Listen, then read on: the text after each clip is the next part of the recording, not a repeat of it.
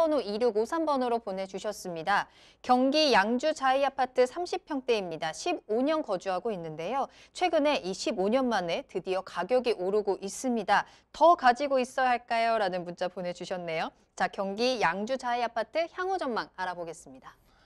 예, 요쪽에 삼성동 같은 아파트 같은 경우는 저는 좀 매도 타이밍을 좀 잡으셔라. 그리고 또 양주 쪽, 요쪽 주변 지역으로 계속적으로 거주를 하기 원하신다면 고읍 쪽이라든가 이 옥정 쪽으로 좀 들어가시는 게 어떤가 이렇게 좀 판단을 좀 해드리겠습니다. 일단 삼성동 쪽 지역이 나쁘다는 건 아닌데 보시게 되면 이쪽 안쪽에 이렇게 좀 뭉쳐져 있어요. 삼성동 자체가 이렇게 뭉쳐져 있고 지도만 보더라도 위쪽에 있는 고읍이라든가 옥정과도 거리가 좀 약간 떨어져 있죠.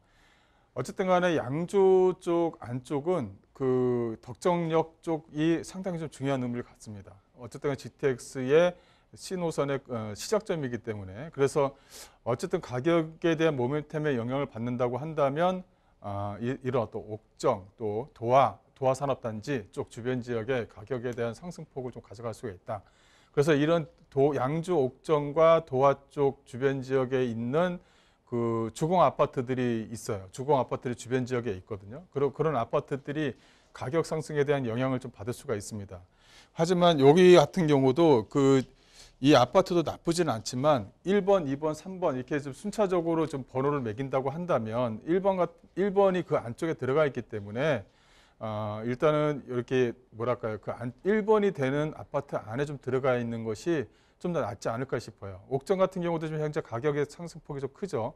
또 도화산업단지 같은 경우도 토지 분양이 다 끝났어요. 근데 토지 분양에 대한 가격대가 상당히 좀 높기 때문에 옥정보다는 분양가 자체가 좀 높을 것 같습니다. 그렇다면 옥정에 들어가기가 좀 어렵고 또 이 도화산업단지에 들어가기가 좀 약간 어렵다고 한다면 여기 사이에 껴있는 주공 아파트들이 상당히 좀 많이 밀집되어져 있는 부분이 있기 때문에 실거주로 해서 일단 그쪽 안쪽으로 좀 들어가는 게 어떤가 이렇게 좀 판단을 좀 내릴 수가 있는 거거든요. 그래서 매도 시기 자체를 2028년에서 뭐 30년 요 사이에서 매도 시기를 잡는 것도 적정할 것 같습니다. 마지막으로 하나 더 말씀드리자면 위에 올라가는 제2 외곽순환도로예요. 그게 이제 연결이 되거든요. 그래서 인천, 김포 이렇게 좀 연결되어져 있는 부분이 있기 때문에 앞으로 산업단지가 요 안쪽, 옥정 위쪽으로 상당히 좀 많이 뭉쳐져 있을 가능성이 상당히 좀 높아요.